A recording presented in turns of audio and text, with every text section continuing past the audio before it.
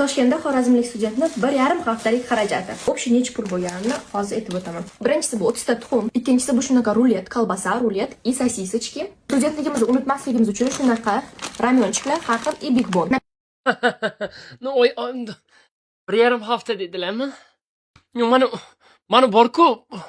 Mana big bon roltonlar ham даже no, prostoy emasligi bilinib turibdi-da. Bu bizlarga paketlik 1000 so'mligi bo'ladi. Fake bu, AI bu, AI. Oxirigacha ko'raylik, AI bu. Har xil и big bon. Napitkalardan shunaqa faqat bitta kola. Keyingisi bu shunaqa 1 kilo kartoshka, pomidor, sabzi и piyoz.